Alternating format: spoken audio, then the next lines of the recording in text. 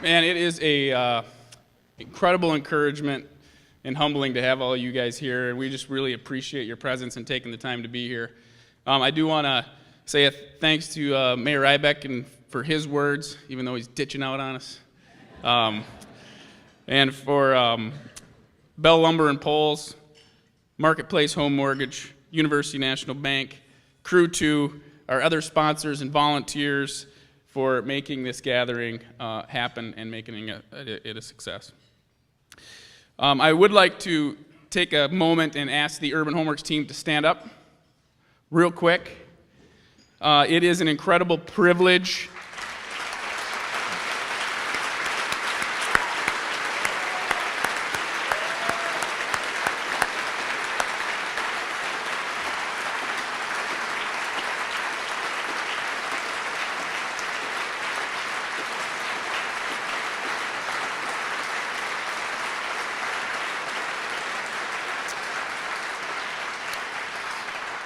It is one of the joys of my life to serve next to this compassionate, competent group of people, and I thank you guys for all that you have done and for all that you will be doing.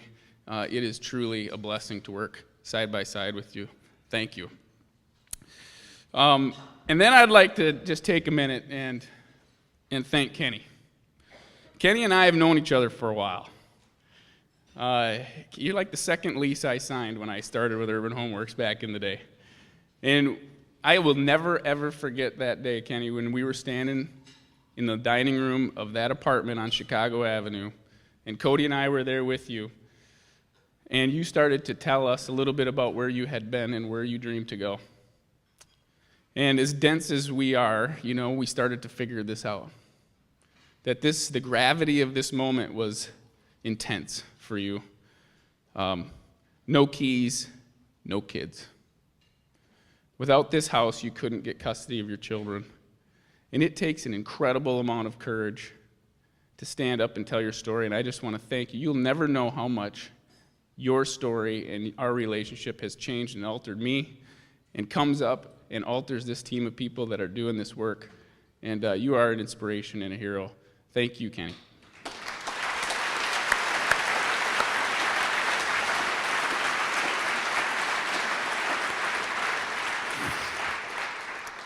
And last, I need to just recognize one more person. That storm of May 22nd pulled a lot more than just roofs off of houses. It pulled me away from my family, away from my wife and my children in some significant ways, and Sheila stood in the gap during those moments in that time, and she had my back. And I just want to say, as Sheila's here, I just want to say thank you for being there. Thank you for the spouses and the significant others of the other teammates that stood in the gap. You made that happen. You made it possible.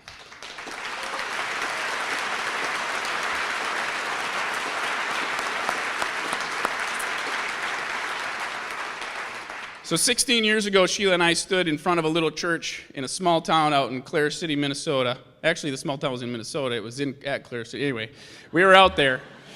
And with my dad as my best man and Sheila's sister as her maid of honor, we looked into each other's eyes. We pushed all of our chips into the center of the table, and we bet our lives on each other. And we had no idea what we were jumping into. We didn't know what would come our way. We had no idea what we would face, but we had two things. We had commitment, and we had courage. And those two words have rung in my ear over the past 12 months: commitment, and the courage to walk and to stand in that commitment. And there's been a lot of stuff that has happened over the last year at Urban Homeworks, and I could tell you stories.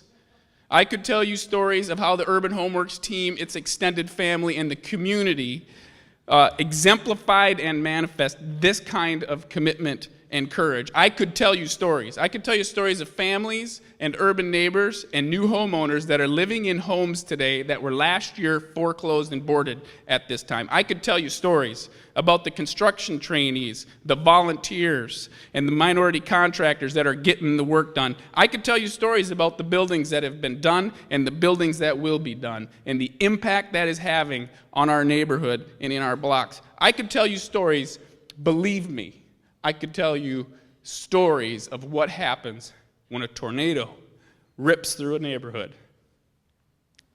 and what happens when a community converges and shows up. I could tell you all kinds of stories, but I'm not going to tell you any of those. I want to tell you a little bit about my story, because this is changing me. I sat down next with a guy who in 1999, I think, made a significant gift to Urban Homeworks. And I could tell you, look, if this guy and his family went to showing up, we wouldn't be here today. So as we sat there and chatted, it started to be like this weird situation, because here he is, an investment guy. He's always checking out people's balance sheets and doing your fundamental and technical analysis and all that stuff. And they come alongside Urban Homeworks and invest this kind of capital. And I'm thinking, what is wrong with this guy? Right? But he did it, and we sat there and we told stories about what has happened since. And then it hit me like a ton of bricks. If he wouldn't have taken that leap of faith, Urban Homeworks wouldn't be here. If Urban Homeworks wasn't here, I wouldn't be here. And I looked this brother in the eye and I said, thank you for making that gift. That gift changed my life. So what's changed? I've realized, since I've started in 1999, that I am as blind as a bat. And without relationships with people like Kenny, I can't see my stuff. And this is why that Jesus manifesto in Luke 4 has stuck in my craw for so long, because it climaxes with this idea of a recovery of sight to the blind. And it is a recovery. One day, 1 hour, 1 minute at a time, and it takes a community of people around you, and it doesn't matter if it is a recovery from an addiction or a recovery from a tornado, but I can tell you this, that the small glimpses of sight that I have gained have been a recovery process, and not an instantaneous nor full restoration of my sight. So here's what I've come to see. Number one, I'm more blind than I thought. In fact, the more I see, the greater the awareness of the depth of my blindness. Number two, the more I see, the more I understand how my destiny, my freedom, my liberation, and dare I say, my salvation is bound up, wound up, and tangled up with the people around me. And number three, believe it or not, this one took me some time to figure out, but it's true. I am a white, male, dominant, privileged person, and that can be either an asset for transformational change or a complicit, complacent liability in the pursuit of our collective liberation. I have come to see that all of life is in the balance, that whether I want to see this or not, my chips are on the table, and I'm 110% all in. Just like Andre was talking about. We did not sit around on May 22nd that afternoon and start thinking about how we might do something. This is what neighbors do. We step up and we help each other.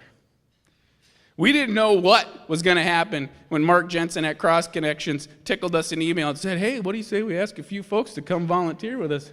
And 400 people show up the next morning. We had no idea what we were getting into, but we knew with whom and where we were going to stand.